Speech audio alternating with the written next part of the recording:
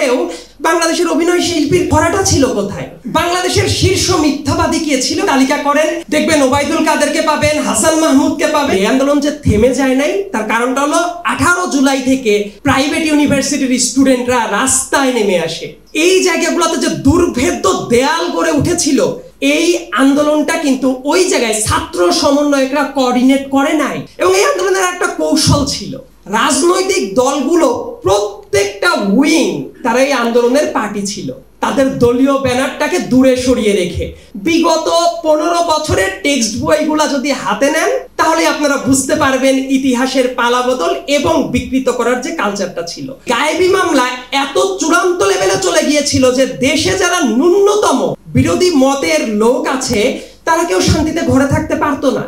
শাহবাগ থানার যে গারদটা আছে ওই জায়গায় 8 দিন থাকলে মানুষ মেন্টালি ট্রমাটাইজড হয়ে যায়। কোটার যে রায়টা দেওয়া হয়েছিল 5 তারিখে, যে 30 জন বিচারপতি সেই রায়টা দেয় তার ভেতরে একজন ছিলেন খিজির হায়াত। ভদ্রলোক ঢাকা বিশ্ববিদ্যালয়ের ছাত্রলীগের পোস্টেড নেতা ছিলেন এবং ওনার বাবাও ছিলেন মুক্তিযোদ্ধা। তার মানে কোটার জন্য উনিও কিন্তু এনটাইটেলড মানুষ, উনি একজন সাবেক ছাত্রলীগার। এই ধরনের একজন ব্যক্তি কি কোটার রায় দিতে পারে? সারা পৃথিবীর লিগ্যাল স্ট্যান্ডার্ড যদি আপনারা দেখেন এটা পারে না, কারণ কনফ্লিক্ট অফ ইন্টারেস্ট তৈরি হয়। পৃথিবী জুড়ে এই ধরনের নজির পাবেন না যে এই ধরনের কনফ্লিক্ট অফ ইন্টারেস্ট সহ উনি রায় দিয়েছেন। এই কথাটা কি কোনো মিডিয়াতে কোনো জায়গায় বলা দেখেছেন? এবং বিচার ব্যবস্থায় অ্যাপিলেট ডিভিশনের যারা জাজ ছিলেন, একজন জাস্টিস উনি নিজে বলতো উনি শপথবদ্ধ রাজনীতিবিদ। উনার ভাই আওয়ামী লীগের নেতা এবং উনি বলছেন উনি শপথবদ্ধ রাজনীতিবিদ। যিনি চিফ জাস্টিস ছিলেন তিনি ছাত্রলীগের প্রেসিডেন্ট এবং সেক্রেটারির সাথে ফুলের তোড়া সহ ছবি তুলতেন। এবং এই মানুষদের কাছে আপনি ন্যায় বিচার পাবেন? শেখ হাসিনা সরকারের ট্রেডটা ছিল তারা কোর্ট পর্যন্ত চালান করে দিত এবং মিডিয়ার বুকে এসে প্রেস কনফারেন্সে পৃথিবীর বাংলাদেশে মানুষ বলে অনেক অভিনেতার নাকি জন্ম হয় না, অস্কার জয়ী নাকি কোনো অভিনেতা নাই, কেউ নাকি পারে না। আমি বলি শেখ হাসিনার মতো এত চমৎকার অভিনেতা থাকার পরেও বাংলাদেশের অভিনয় শিল্পীর ভরাটা ছিল কোথায়? এত চমৎকার পারফেক্ট অভিনয় আমার মনে হয় না পৃথিবীর অন্য কেউ আর করতে পারে। উনার অভিনয় শিল্প দিয়ে উনি এসে বলতো এটা তো কোর্টে বিচারাধীন আছে, আমরা কি করব? অথচ কোর্টের ব্যাপারটা কোর্টের জুরিসডিকশনেই ছিল না। এটা ডক্ট্রিন অফ পলিটিক্যাল কোশ্চেন, আর ডক্ট্রিন অফ পলিটিক্যাল কোশ্চেন কে দেখার কথা? এটা স্টেটের পলিসি, গভর্নমেন্টের পলিসি, কিন্তু সেটাকেও কোর্টে চালান করে দিল। এবং কোর্টের মাধ্যমে কিন্তু এই আন্দোলনটা যদি না হতো বছরের পর বছর ঘুরাইতে থাকতো। আমাদের জেনারেশনের খুব বাজে একটা টেন্ডেন্সি বলতে পারেন, সেটা হলো দুনিয়ায় আমরাই সব পারি, আমরাই সব করেছি এবং আমাদের বাইরে আর কেউ কোনো কিছু বুঝে না। কিন্তু এইটা যে কত বড় মিথ্যা কথা এবং অন্যদের প্রতি অবমাননাকর কথা, সেই ব্যাপারটা আমাদের বোঝার মতো হয়তোবা বয়সটা হয়নি কিংবা সেই অভিজ্ঞতাটা হয়নি।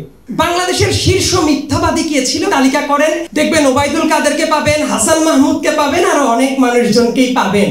এই রাজনীতিবিদেরা মুখ দিয়ে বলে একটা কথা কিন্তু তাদের অন্তরে রাখে আর একটা কথা। অনেক স্বপ্ন নিয়ে বিশ্ববিদ্যালয়ে এসেছিলাম কিন্তু সেই জায়গাটা অল্প দিনেই বুঝতে পারলাম মানবাধিকারে বিশ্বাস করি, প্রত্যেকটা জায়গায় সুযোগ সুবিধা আমাদের জন্য লিমিটেড হয়ে যাওয়া শুরু করলো। কিছুদিন পর থেকেই ক্যাম্পাসে যেসব জায়গায় আমার কথা বলার দরকার সেই সব জায়গা থেকে আমাকে বাদ দিয়ে দেওয়া হচ্ছে। এই জিনিসগুলো কিন্তু আমরা ক্রমাগত ফেস করেছি বিভিন্ন চাকরি বাকরির জায়গায়। এমনকি জুলাই আন্দোলনের সময়ও আমি একটা খ্যাতনামা টিভি চ্যানেলে কিন্তু চাকরি করতাম, সেই চাকরিটাও আমার ছাড়তে হয়েছে। তার কারণ কি? এই আন্দোলনের ভেতরে আমি কথা বলছিলাম, অনলাইনে অ্যাক্টিভিজম করছিলাম, মাঠে নামছিলাম। আমাকে বলা হলো ডিজিএফআই থেকে আপনার ব্যাপারে তথ্য চাওয়া হচ্ছে, আপনার মুখটাকে বন্ধ করে দেওয়া হচ্ছে। আমাকে অপশন দেওয়া হয়েছিল যে মুখ বন্ধ করে চাকরি করা যাবে। আমি সুন্দর মতো একদিন ভেবে তাদেরকে জবাব দিয়েছিলাম যে বাংলাদেশের ইতিহাসের বাক বদলের মাথায় দাঁড়িয়ে আছে, এই মুহূর্তে আমি বরং মুখটাই বন্ধ করব না, রাদার আপনার চাকরিটাই আমি ছেড়ে দিতে চাই। এই জেনারেশনটা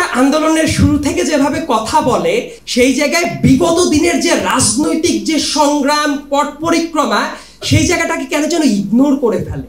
আর পলিটিক্যাল দল, এই আন্দোলন ছাত্রদের আন্দোলন ছিল যখন এক্সক্লুসিভলি কোটার আন্দোলন ছিল।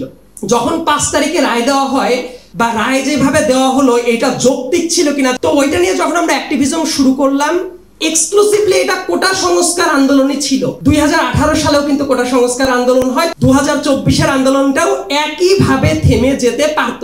এই আন্দোলনটা থামে নাই কেন? কারণ এইটার ছাত্র আন্দোলন ছিল না, হয়ে গেল ছাত্র জনতার আন্দোলন।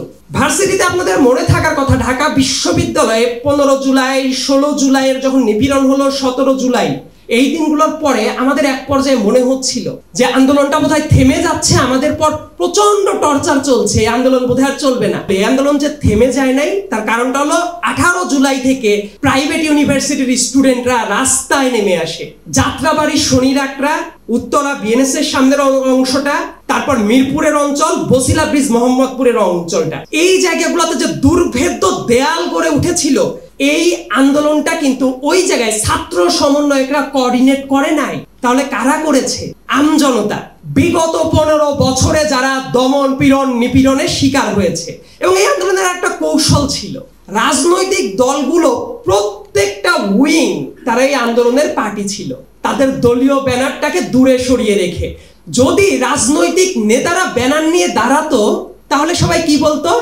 এই তো এটা বিএনপির আন্দোলন, এই তো জামাত শিবিরের আন্দোলন। আন্দোলনের প্রত্যেকটা অংশ কিন্তু একাত্মতা পোষণ করেছে। ব্যানারটা কি? ছাত্র জনতার আন্দোলন হিসেবে। এবং এই জায়গাটা না অনেকে স্বীকার করতে চায় না।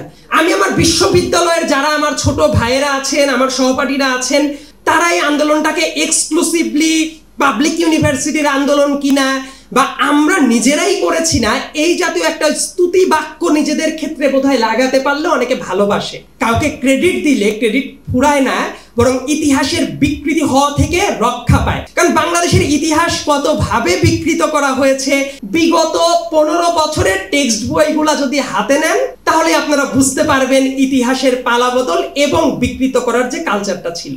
আইন শৃঙ্খলা রক্ষাকারী বাহিনী, বিচার বিভাগ, মিডিয়া, ইনফ্যাক্ট আমি মিডিয়া বলতে নারাজ, আমি এদের নাম দিয়েছিলাম মিডিয়া লীগ। আমি এদেরকে সবসময় বলতাম আওয়ামী লীগের বি টিম।